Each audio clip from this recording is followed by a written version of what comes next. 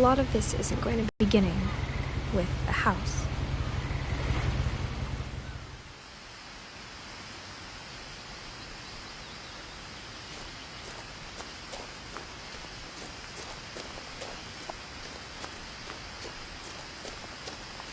I lived here until I was 11, but I wasn't allowed inside half the rooms.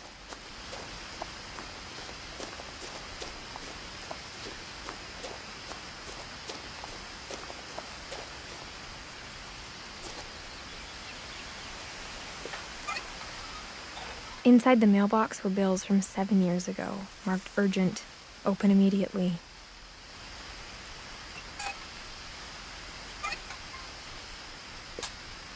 It's my brother Lewis's funeral.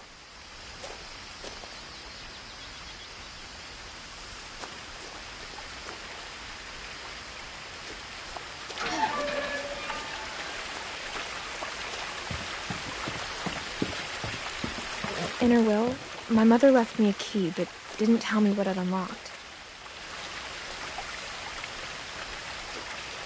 Maybe she thought I'd know, or she thought that the mystery would be enough to bring me back.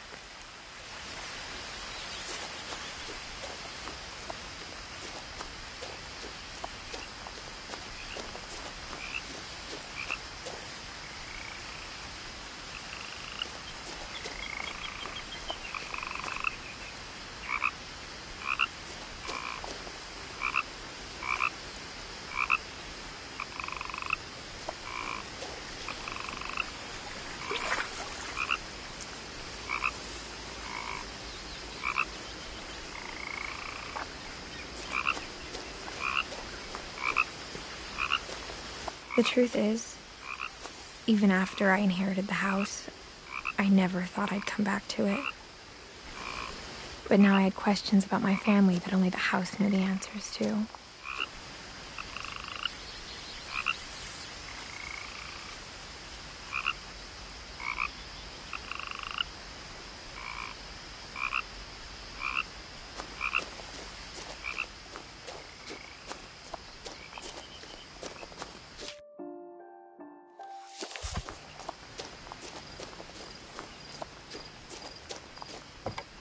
The woods around the house have always been uncomfortably silent, as if they're about to say something but never do.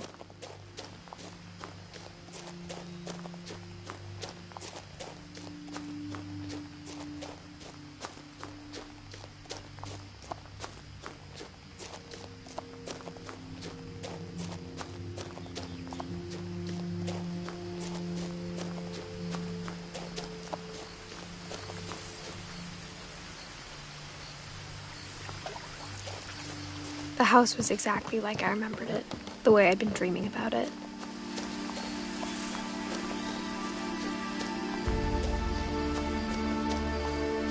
As a child, the house made me uncomfortable in a way I couldn't put into words.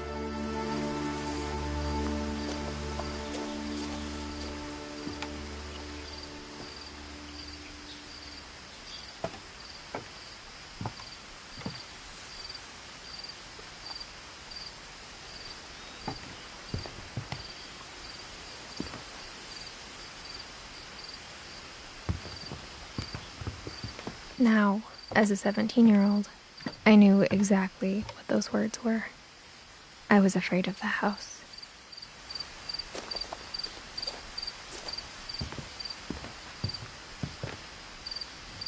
I hoped the key might unlock the front door. It didn't.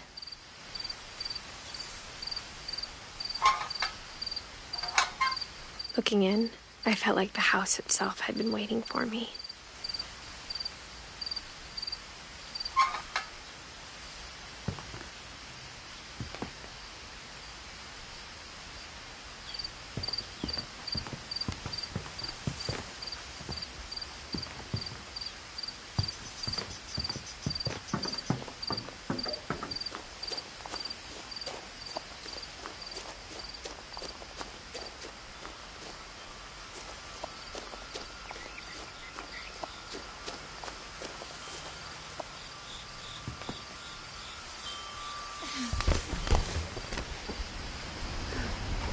Crawling through the doggy door used to be a lot easier when I was 11.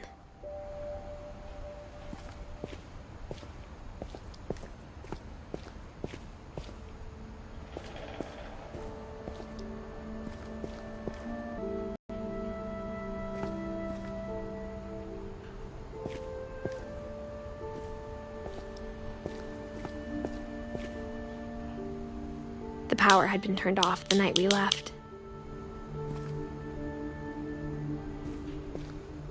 For the first time in years, I felt like I was home. But instead of a family, there were just memories of one.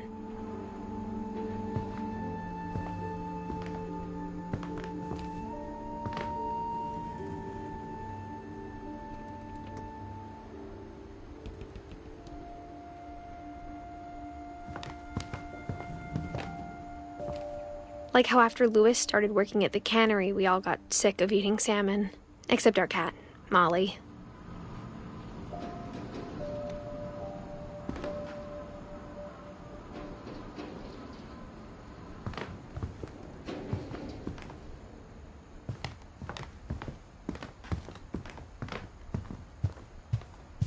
The table was still a wreck from the night we left.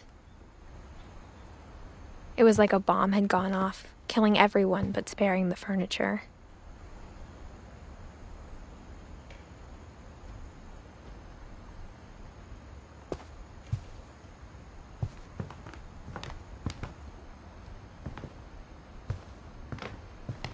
My mom was the only one of us who could imagine Great-Grandma Edie living in a nursing home.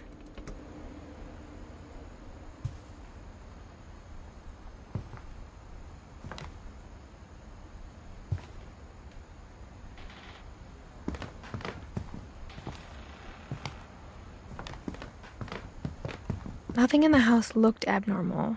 There was just too much of it, like a smile with too many teeth. Even the fireplace had a story. Edie told me the bricks came from the original house, after it sank.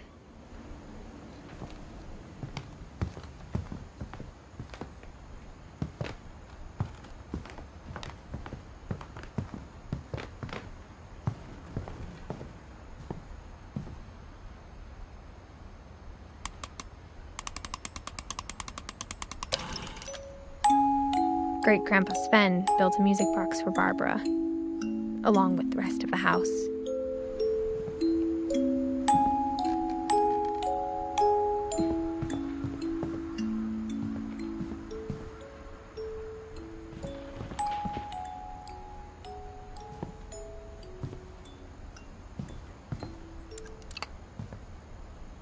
My mom wasn't much of an optimist, but she never stopped believing that my brother Milton was alive.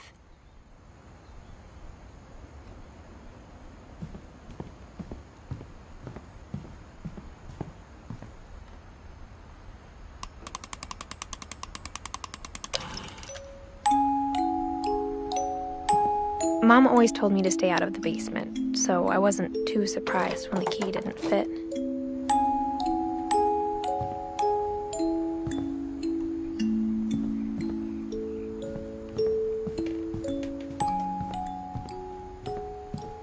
A lot of things got left behind in the whirlwind of that last night.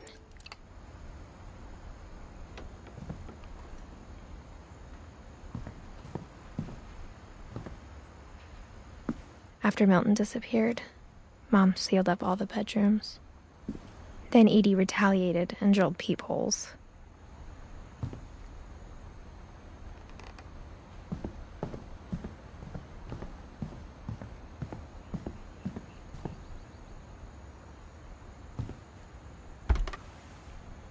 The last time I was in Edith Sr.'s room, I was 10 and she was painting my portrait.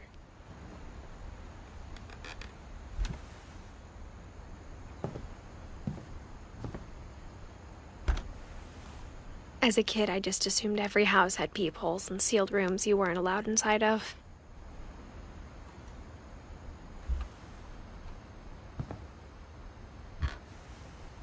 My Grandpa Sam spent 7 years sharing a room with his dead brother, Calvin.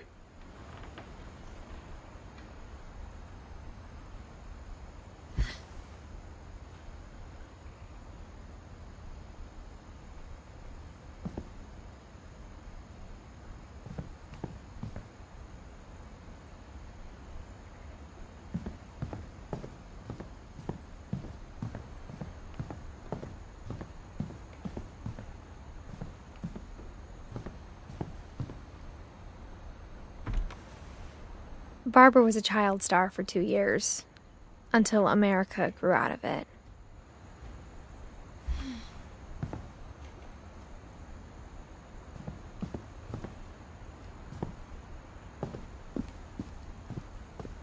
Mom must have locked the third-floor stairs on the night we left.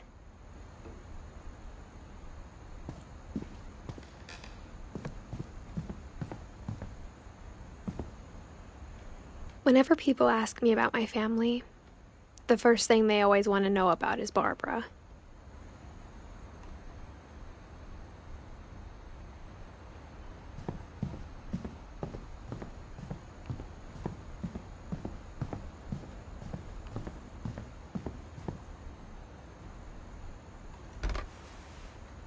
Molly always seemed like a girl I could imagine being friends with, if she hadn't died in 1947.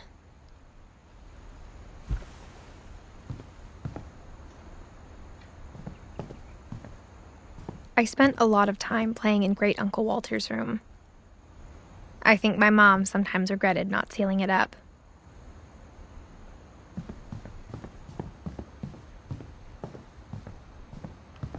Louis told me there were secret passages, but I never believed him.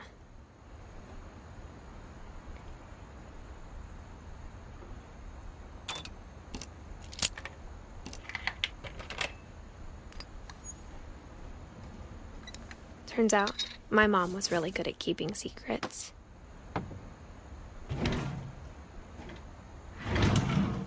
Now it was time to find out what my mom had been afraid of.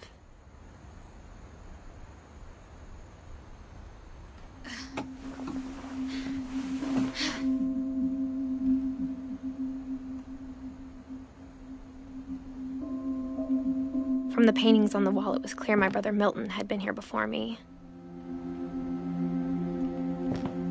Reading this, maybe it sounds like I had a plan.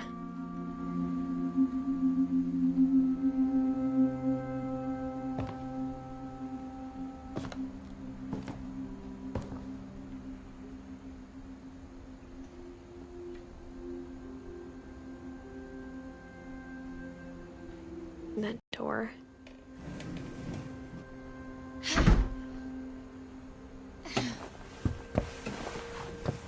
Just like I had no idea where all this was gonna lead.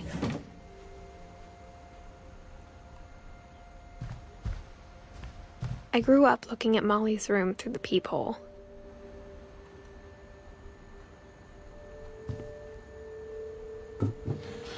Molly's gerbil had a tiny bedroom with its own even tinier gerbil cage.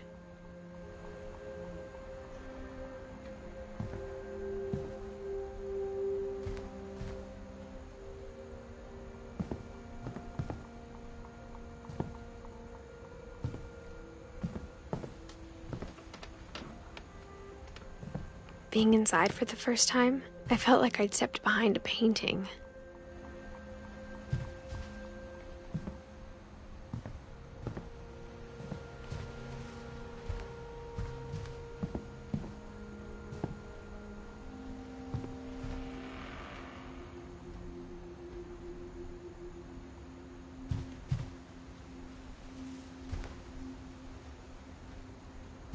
I got the sense Edie had spent a lot of time here.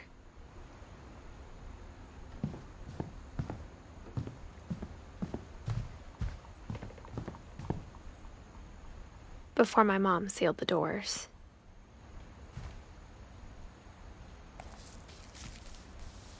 December 13th, 1947.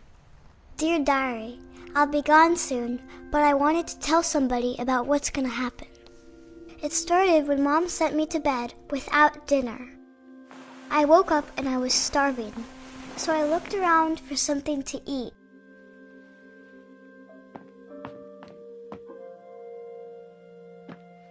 The gerbil food was dry, but I didn't mind it.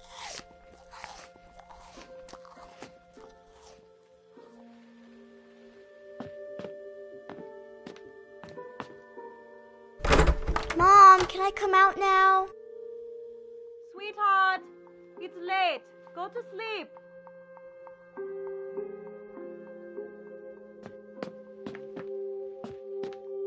My Halloween candy was all gone.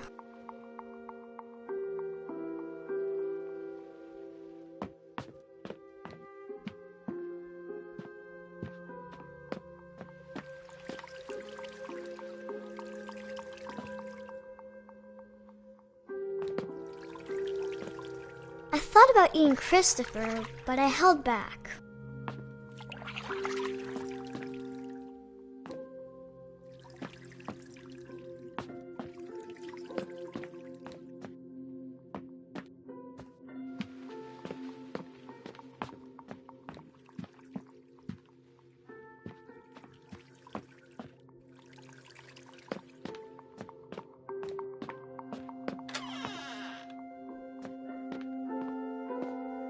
I kept eating and eating.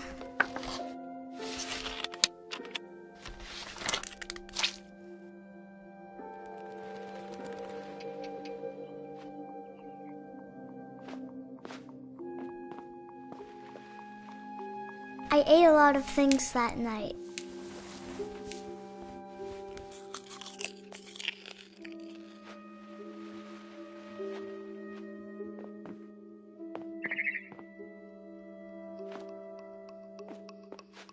Then I heard chirping outside my window.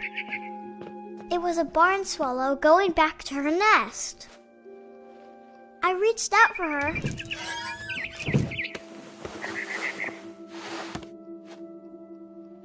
And suddenly, I was a cat.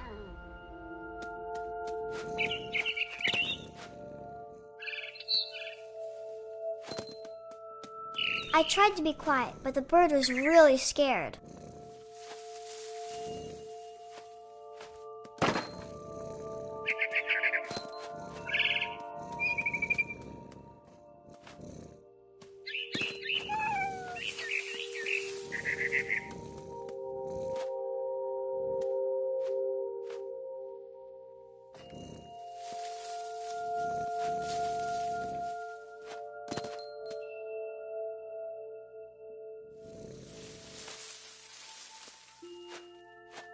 Mom and Dad didn't even look at me.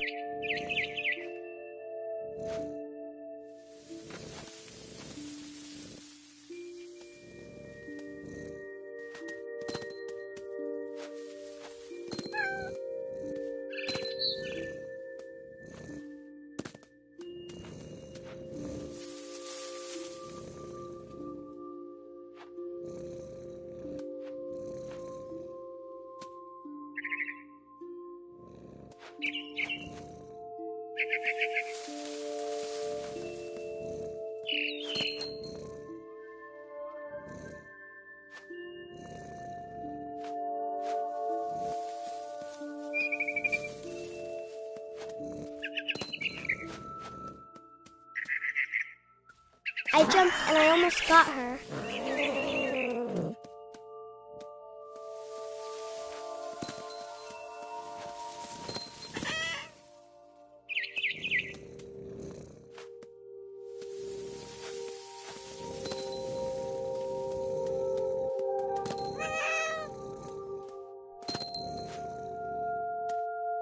I could tell she was getting really tired.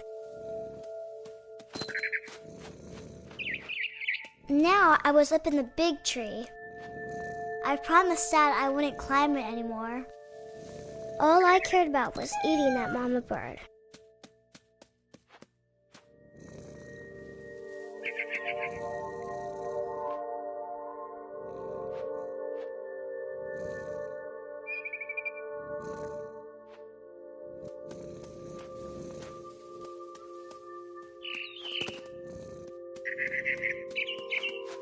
I gobbled her up. And suddenly, I was an owl.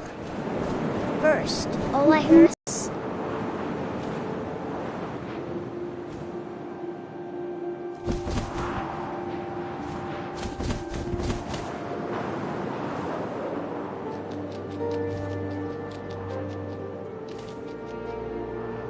rabbits.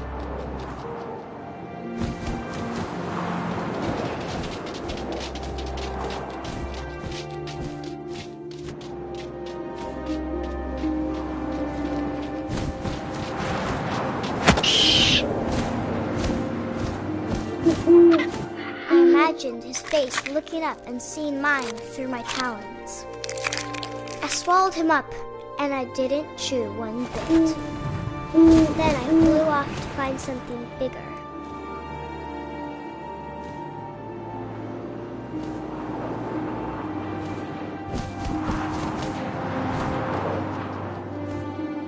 A mama rabbit.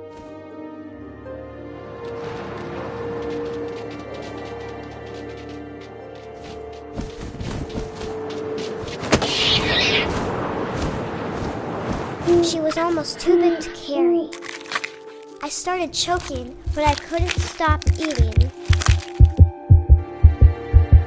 And suddenly, I was a shark.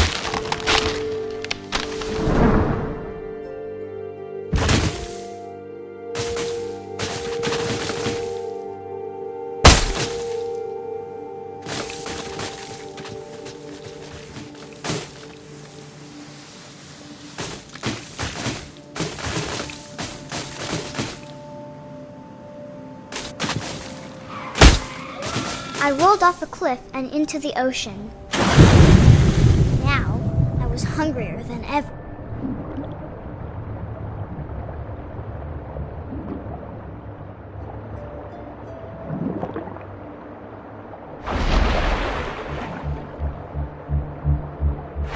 I wanted fat, juicy seals. I tore off her flipper, and it tasted really good.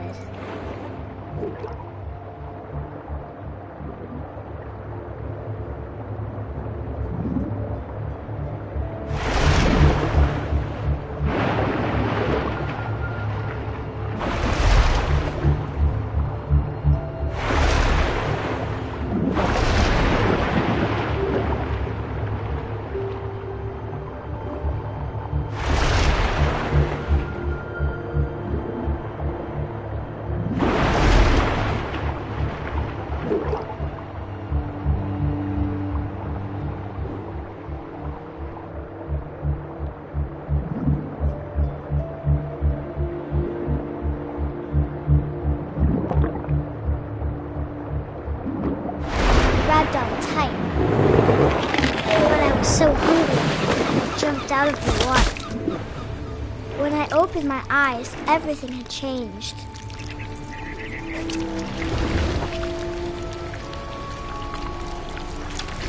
Now I was a monster, and I smelled people everywhere.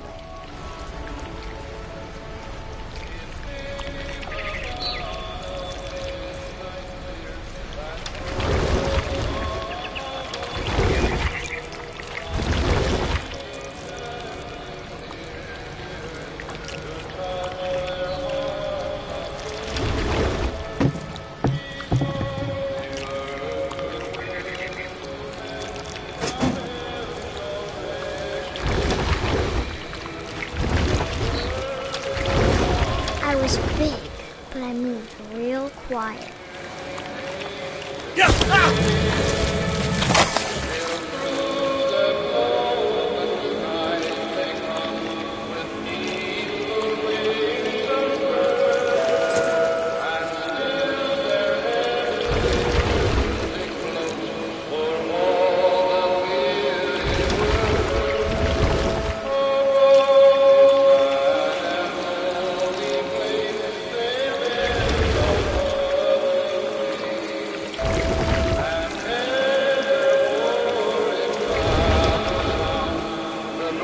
I wanted to stop, but also I didn't.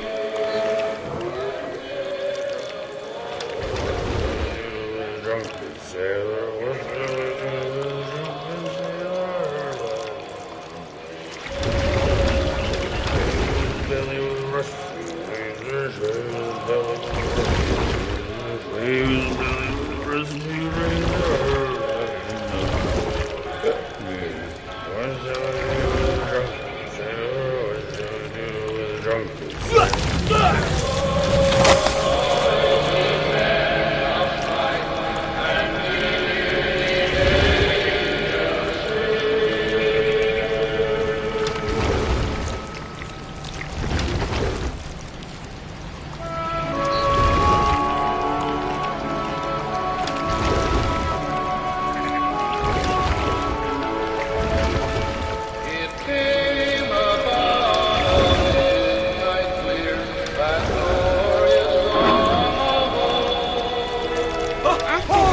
passenger, I was still hungry. And across the water, I smelled something new. Something I had to have, so I swam towards it.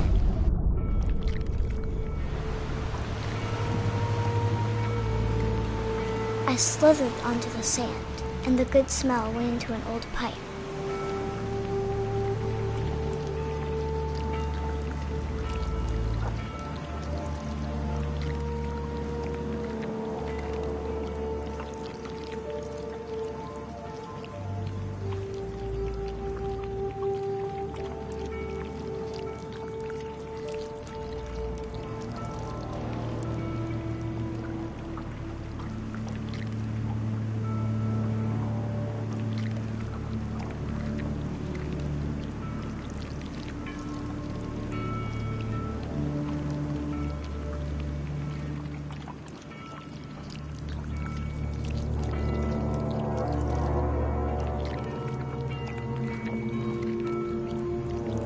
I got closer and closer.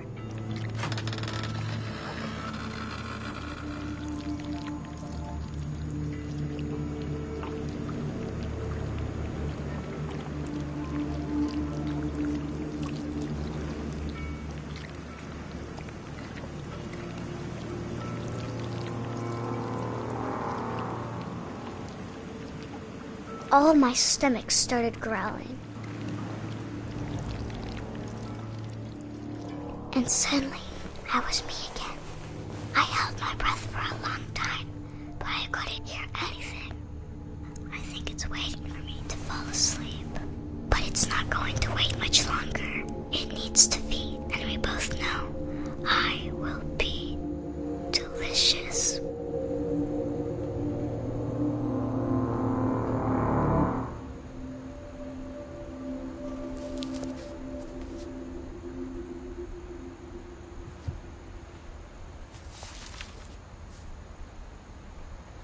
I'm not sure if I believed all of that, but I'm sure Edie would have.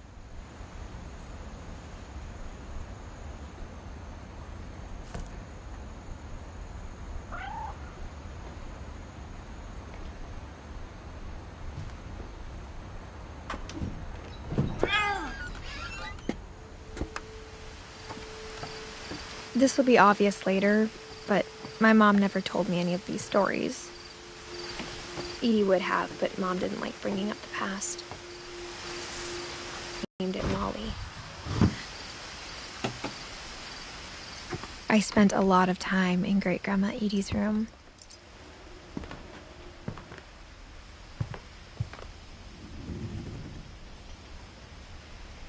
Edie knit me a new pair of gloves every year, just in time to replace the old ones. Louis died a week before we left, but Edie had already started to memorialize him.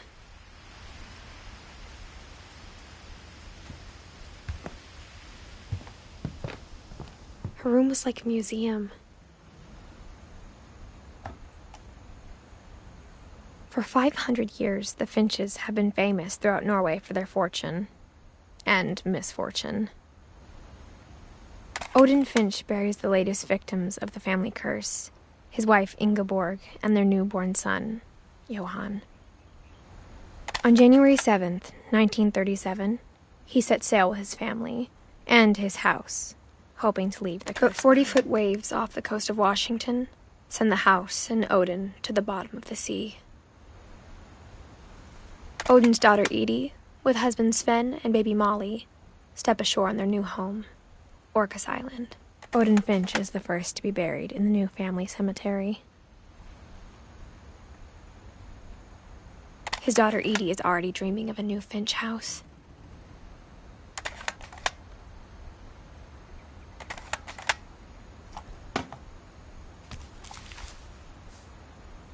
Whatever's wrong with this family, it goes back a long ways.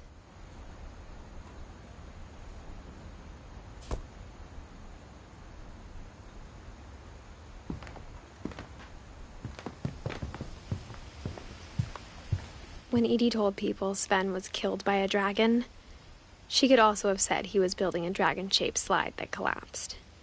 She could have, but she didn't.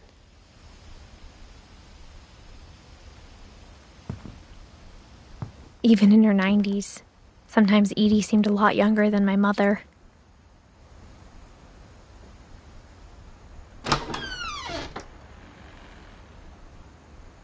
The only trace Grandpa Sam's first wife, Kay, left on the house was the pink bathroom. It was a pretty big trace.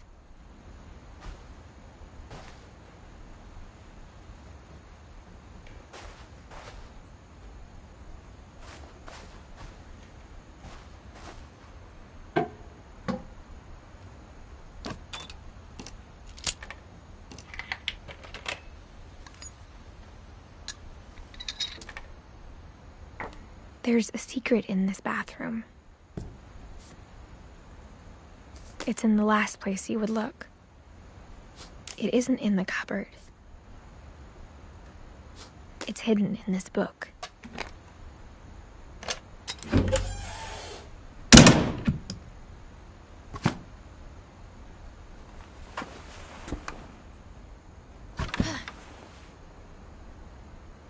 Sven gave Sam an old camera he'd refurbished. He never put it down.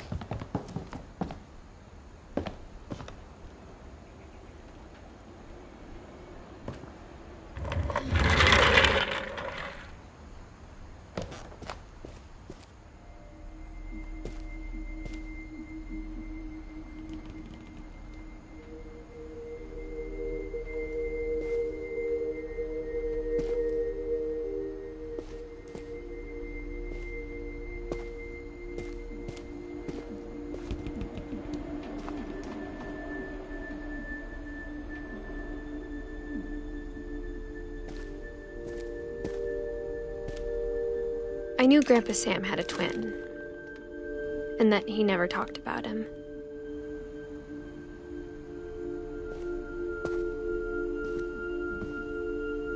I guess my grandpa didn't like history any more than my mom did.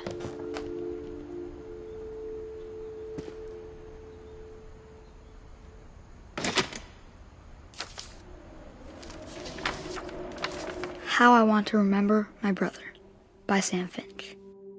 The thing I remember is that when he made up his mind, that was it.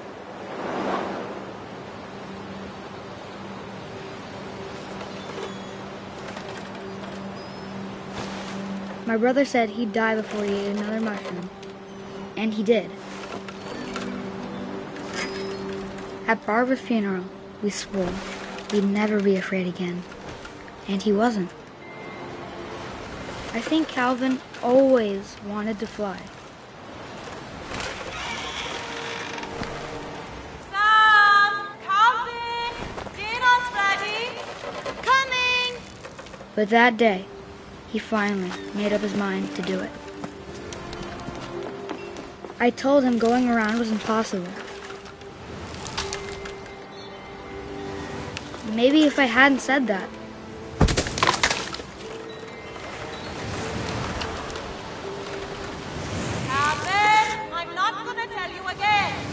maybe if the wind hadn't picked up, then maybe he'd still be here. But I doubt it. I think he'd already made up his mind. That's what I want to remember about my brother.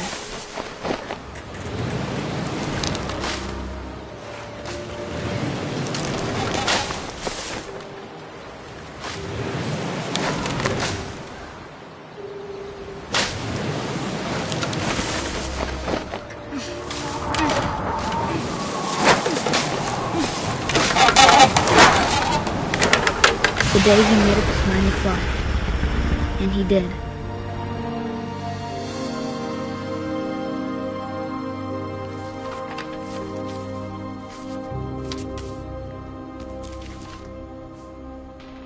Calvin's story felt strangely familiar. When I was younger, I remember trying to do the exact same thing.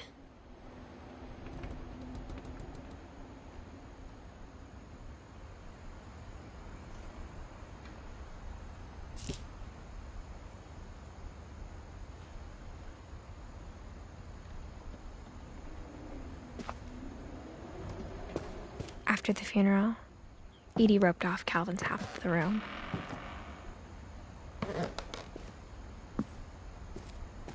Mom said Grandpa Sam enlisted at 18 and never set foot in the room again.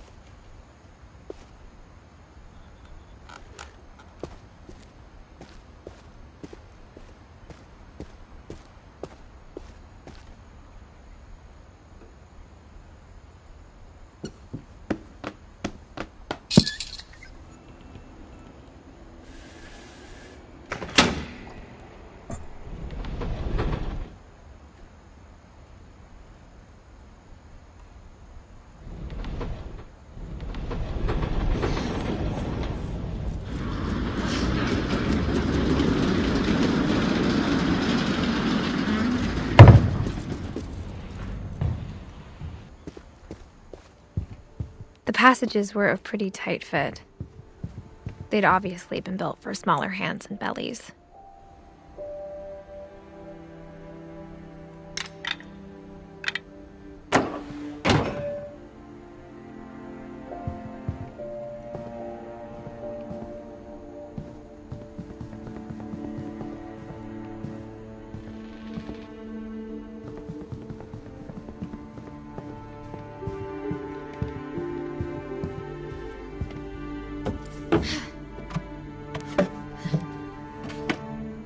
Growing up, I always thought of Barbara as a child star.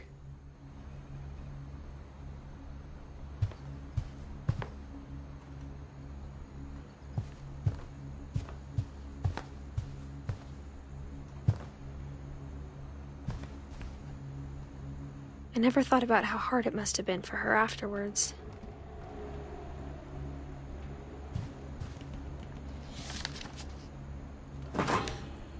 Of all the stories people wrote about Barbara's death, I'm surprised Edie saved this one.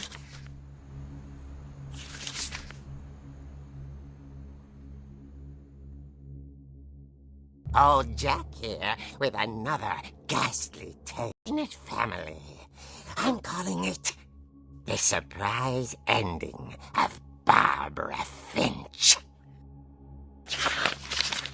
As a child star, Barbara was famous for her scream. Now at 16, she was all washed up, a has-been. But in a lucky break, she'd been asked to perform her signature scream at a local convention for monster movie fans. It was just the boost her career needed. Unfortunately, her scream hadn't aged well. Getting better. I think you just need the right motivation. Her biggest fan and current boyfriend, Rick, was about to demonstrate when... Now that was a great scream. It was Barbara's father, Sven. He'd slipped into a table saw and had to be rushed to the emergency room. So Barbara got stuck babysitting her youngest brother, Walter. Her convention comeback was canceled. Okay, I'm hearing frustration, but I'm not hearing terror. What if I tried... A gang of hoodlums in Halloween masks have been terrorizing Orcas Island tonight. Police are urging residents to... That came from the basement. You're right! Also, I loved your delivery on that. Why is your basement door locked? Because my dad likes making puzzles and secret passages. There's a key hidden in the music box. The secret is to keep winding and winding until finally the key pops out. Thanks, babe. I'll be back in a sec. 20 minutes later, Rick hadn't returned. So Barbara went to look for him, right on cue. She reached for the music box.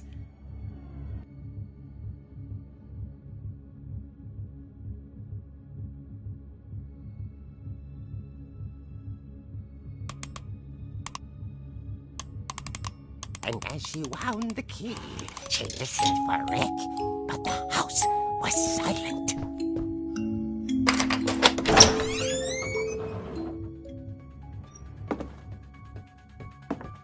Rick? Are you okay? This isn't funny. She found Rick's crutch and imagined the worst.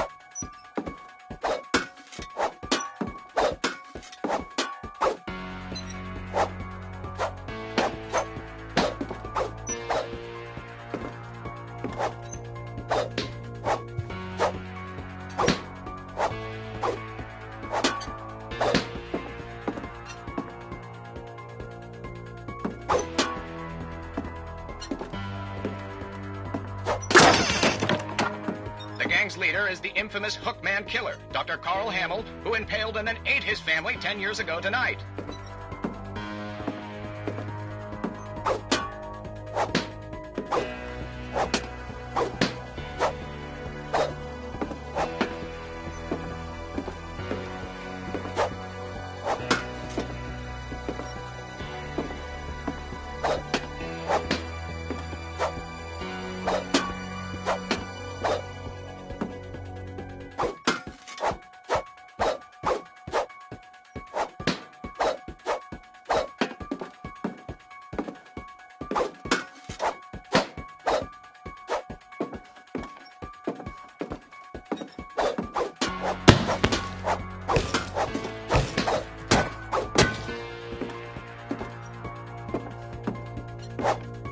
The old fridge rattled and grew still.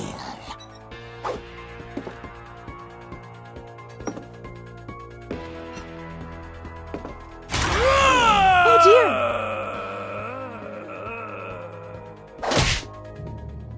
Oh! Rick? Barb, relax. I was just trying to scare you to help you find your scream. Well, I'm not scared, Rick. I'm furious. Then act furious. All I'm getting from you now is that you're hurt and confused and you're... She threw him out, but she kept a little something to remember him by. Barb, have you seen my other crutch? And she was still holding it when she fell asleep watching the late picture show. Hours later... Barbara! Walter, what's going on up there? Ah! Okay, I'm coming up, but if this is a trick, you're dead, Walter.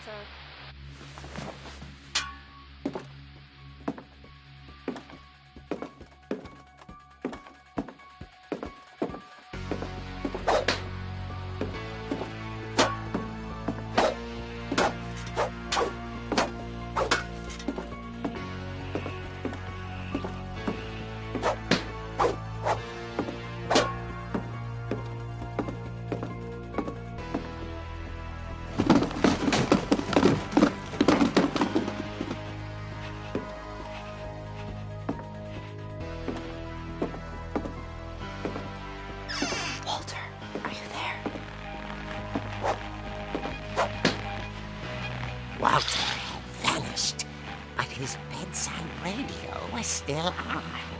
Orcas Island police described the man as 6 feet tall, with a steel hook for a hand. Residents are urged to lock all doors and windows and notify the police of any suspicious activity. Barbara turned, saw the hookman, and was speechless. He was quite smashing. And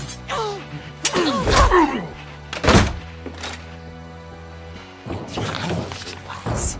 He couldn't get enough of Barbara. Okay, Barbara. There's gotta be another way out of here.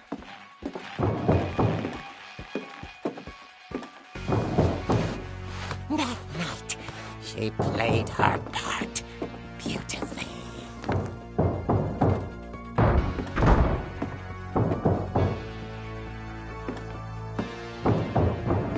Molly's door hadn't been opened in years.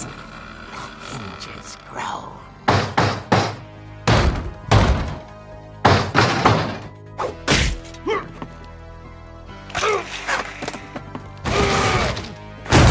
He wasn't moving, but she sensed the story might not be over yet.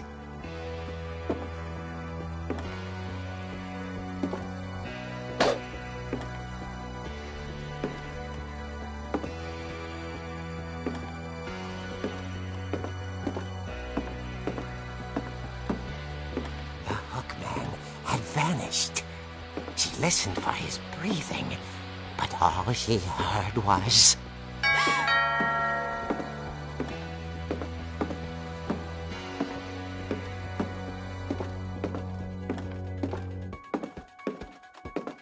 At the door, she heard whispering.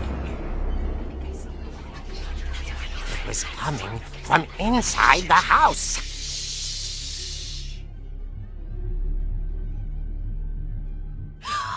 Oh dear. The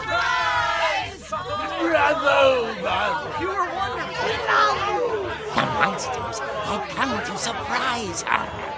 For Barbara, it was a dream come true. Then she saw what kind of monsters they were, and she realized what was about to happen. She was going to be famous. And with her final breath, Barbara Finch gave the performance of her life.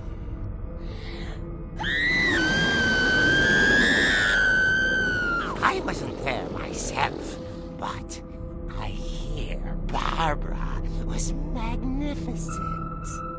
Poor girl. She had a taste for stardom. But unfortunately, so did her fans. Of course, the police blamed it all on poor Rick, who disappeared the same night. And little Walter? Hiding under his bed the whole time. He took it all pretty hard, but that's another story. As for Barbara, tucked inside the music box was all they ever found of her. Her ear. Now that's what I call a real eerie tale.